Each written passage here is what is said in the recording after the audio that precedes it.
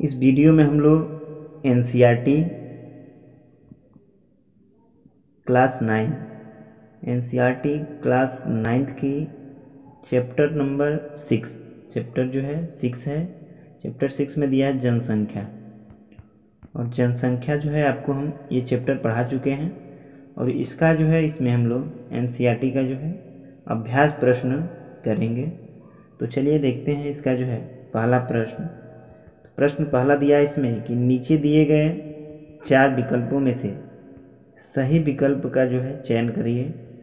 प्रश्न संख्या 1 है, निम्नलिखित में से किसी क्षेत्र में प्रवास आबादी की संख्या वितरण एवं संरचना में परिवर्तन लाता है। देखिए, किसी भी क्षेत्र में जो है व्यक्ति जब वहाँ से प्रस्थान करेगा या आगमन करेगा, ये दोनों जो है क्षेत्रों में क्या लाएगा, परिवर्तन लाएगा। ठीक है, तो इसमें जो ग ऑप्शन है आपका ये सही है, प्रस्थान एवं आगमन दोनों क्षेत्र। देखते हैं अगला प्रश्न। तो प्रश्न संख्या है 2 कि जनसंख्या में बच्चों के लिए बच्चों का एक बहुत बड़ा अनुपात निम्नलिखित में से किसका परिणाम है। तो देखिए, उच्च जो है जन्म दर जो होगा, तो इसमें बहुत बड़ी अनुपात में जो है क्या होगा, बच्चों की वृद्धि होगी। ठीक है ना, तो उसमें पहला ऑप्शन होगा क, उच्च जन्म दर। अगला प्रश्न है कि निम्नलिखित में से कौन सा एक जनसंख्या वृद्धि का परिमाण जो है दर्शाता है। तो जनसंख्या वृद्धि का जो है प्रमाण इसमें दर्शाता ये है आपका कि प्रत्येक वर्ष लोगों की संख्या में जो होने वाली वृद्धि है ये क्या करता है, जनसंख्या में वृद्धि के परिणाम को क्या कहता है, दर्शाता है। अगला है कि 2001 की जनसंख्या के अनुसार एक साक्षर व्यक्ति वह है जिसकी उम्र 7 वर्ष है तथा वह किसी भी भाषा को समझने के साथ साथ जो है उसको पढ़ और लिख सकता है। तो गो ऑप्शन आपका इसमें सही होगा कि 2001 की जनसंख्या के अनुसार जो है ना, कि साक्षर व्यक्ति उसको माना गया जिसकी उम्र 7 वर्ष थी और वह किसी भी भाषा को समझ सके और उसको जो है पढ़ सके, लिख सके। तो देखते हैं अगला प्रश्न। प्रश्न संख्या 2 है, निम्नलिखित उत्तर के जो है निम्नलिखित प्रश्नों के संक्षेप में जो है उत्तर देना है। पहला प्रश्न है कि जनसंख्या वृद्धि के महत्वपूर्ण घटकों की व्याख्या करें। जनसंख्या वृद्धि की महत्वपूर्ण घटकों की व्याख्या करना है। तो देखते हैं पहला प्रश्न का आंसर। देखिए, जनसंख्या वृद्धि के जो महत्वपूर्ण घटक जन्म दर और मृत्यु दर और प्रवास है। ये तीन जो है जन्म दर, मृत्यु दर और प्रवास जो है जनसंख्या वृद्धि के महत्वपूर्ण घटक हैं। इसमें पहला है जन्म दर। ये 1 वर्ष के दौरान 1000 लोगों पर जीवित पैदा हुए बच्चों की संख्या, यानी पैदा हुए बच्चों की संख्या जो जीवित हैं, ठीक है ना, यह जनसंख्या के आकार और घनत्व दोनों में वृद्धि करते हैं। यदि किसी वर्ष के दौरान जन्मों की संख्या मृतकों की संख्या से अधिक हो तो उस वर्ष दौरान जो है जनसंख्या में क्या होती है, वृद्धि हो जाती है। दूसरा है मृत्यु दर।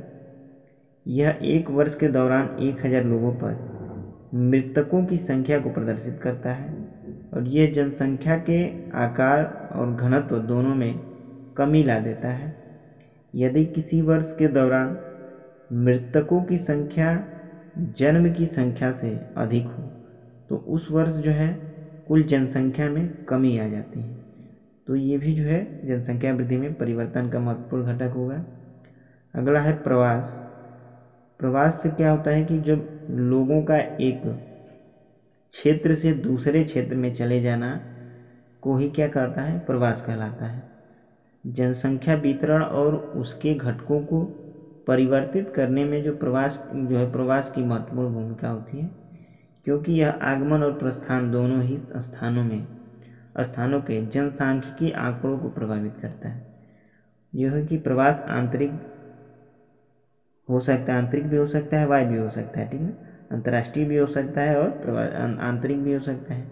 आंतरिक प्रवास जनसंख्या के जो है आकार में परिवर्तन नहीं करता है, लेकिन देश में जनसंख्या के जो है वितरण को, जो क्षेत्रों में वितरण किया गया जनसंख्या के, इसको जो है प्रभावित करता है। ठीक।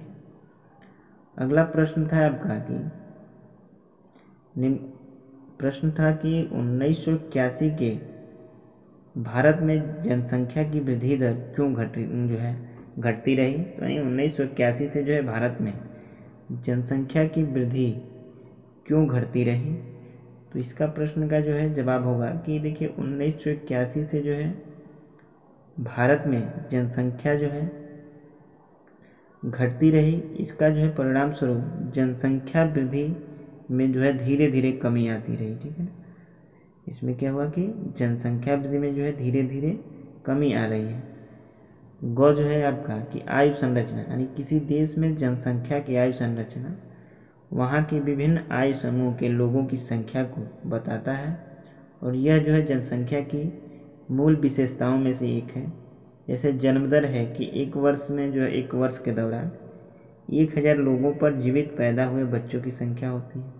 मृत्यु दर क्या होता है कि यह एक वर्ष के दौरान 1000 लोगों पर मृतकों की संख्या को प्रदर्शित करता है। ठीक है। घ एक प्रवास। प्रवास क्या है, तो देखिए प्रवास के बारे में भी हम लोग देखे हैं। देखिए लोगों का एक क्षेत्र से दूसरे क्षेत्र में चला जाना ही क्या कहलाता है, प्रवास कहलाता है।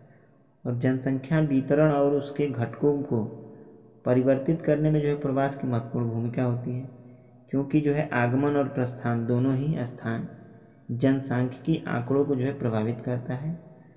प्रवास आंतरिक यानी आंतरिक भी हो सकता है और अंतर्राष्ट्रीय भी हो सकता है। आंतरिक प्रवास जनसंख्या के आकार में परिवर्तन नहीं करता है, लेकिन जनसंख्या वितरण को प्रभावित करता है। ठीक, ये प्रवास जनसंख्या के गठन और वितरण में बदलाव में महत्वपूर्ण भूमिका निभाता है। भारत में अधिकतर प्रवास ग्रामीण क्षेत्रों से यानी अपकर्षण कारक प्रभावी है। ये ग्रामीण क्षेत्र में गरीब और बेरोजगारी के प्रतिकूल अवस्थाएं हैं जो नगर का पुल करते हैं, यानी कर्षण कर प्रभाव करते हैं। रोजगार में वृद्धि अच्छे जीवन स्तर को दर्शाता है। 1951 की में शहरी जनसंख्या 17.29% और 2001 में ये बढ़ करके 27.78% हो गया। ठीक है, 1991 से 2001 के बीच एक ही दशक में के दौरान 10 लाख से अधिक जनसंख्या महानगर 23 से बढ़ करके 35 हो गई थी। ठीक है, आगे देखते हैं अगला प्रश्न। तो प्रश्न है कि जनसंख्या वृद्धि और जनसंख्या परिवर्तन के बीच क्या अंतर है। तो देखिए जनसंख्या वृद्धि और जनसंख्या परिवर्तन के बीच अंतर क्या है।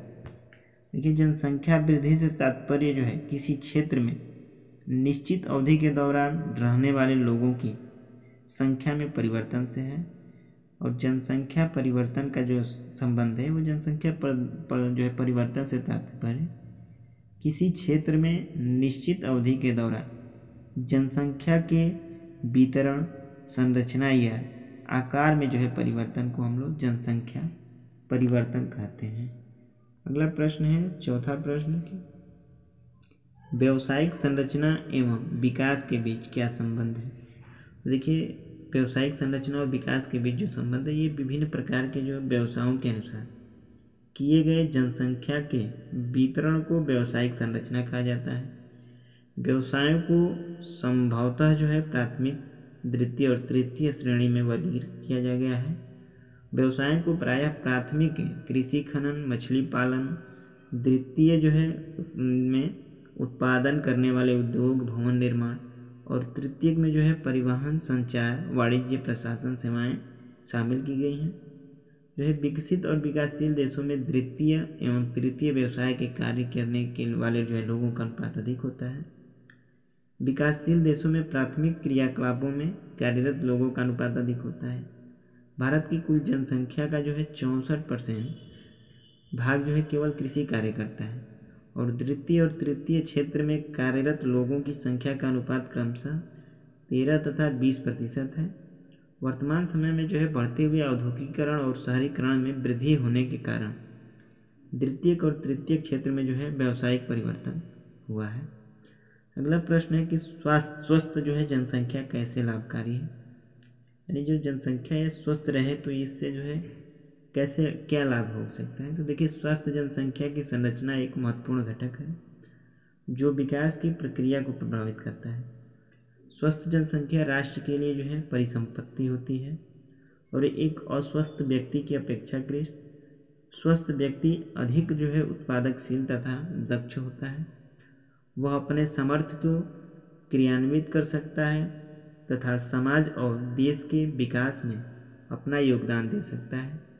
देखिए, सरकारी कार्यक्रम में निरंतर प्रयास के द्वारा जो है भारत की जनसंख्या के स्वास्थ्य स्तर के महत्वपूर्ण सुधार हुए हैं। परिणाम स्वरूप जो है मृत्यु दर 1991 में 25 थी, जो 2001 में घट करके 8 यानी 8 के लगभग में जो है रह गई है।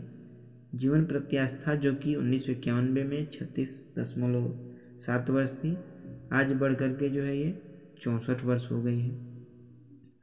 तो जो अगला प्रश्न है कि राष्ट्रीय जनसंख्या नीति की मुख्य विशेषताएं क्या हैं। राष्ट्रीय जनसंख्या नीति की जो मुख्य विशेषताएं हैं, ये भारत सरकार ने जो है व्यक्तिगत स्वास्थ्य को सुधारने और कल्याण और स्वैच्छिक आधार पर जिम्मेदारी और सुनियोजित जो है व्यक्ति को बढ़ाने के लिए 1952 में विस्तृत परिवार नियोजन कार्यक्रम किया है। राष्ट्रीय जनसंख्या नीति जो है 2000 में किशोर किशोरियों की पहचान जनसंख्या के उस प्रमुख भाग के रूप में की है जिस पर बहुत ध्यान देने की आवश्यकता है। राष्ट्रीय जनसंख्या नीति 2002 के उद्देश्य क्या थे। पहला था कि 14 वर्ष से कम आयु के बच्चे को निःशुल्क और अनिवार्य शिक्षा प्राप्त कराना। दूसरा था शिशु मृत्यु दर को प्रति 100 से जो है 100 में से 30 से कम करना। व्यापक स्तर पर जो है टीका रोधी बीमारियों से बच्चों को छुटकारा दिलाना। लड़कियों की शादी की उम्र बढ़ा करके जो है बढ़ाने के लिए प्रोत्साहित करना। और जो है परिवार नियोजन को जन केंद्रित कार्यक्रम बनाना। ठीक है, परिवार नियोजन जो है इसको जन केंद्रित जो है कार्य बनाना। किशोरों को पोषण सेवाएं तथा खाद्य संपूरक सेवाएं उपलब्ध कराना। गर्भ निरोधक सेवाओं को पहुंच और खरीद से के भीतर बनाना। बाल विवाह को रोकने के लिए कानून को सुदृढ़ करना। ठीक है, तो ये प्रश्न संख्या 6 था। आगे है आपका प्रोजेक्ट कार्य। तो प्रोजेक्ट कार्य जो है आपको स्वयं करना है। ठीक है, जैसे कि इसमें बताया भी गया, प्रश्नावली बना करके कक्षा की जागरण की कीजिए। ये आपके जो है क्लास का वर्क है। तो इस वीडियो में बस इतना ही। अगले जो है क्लास का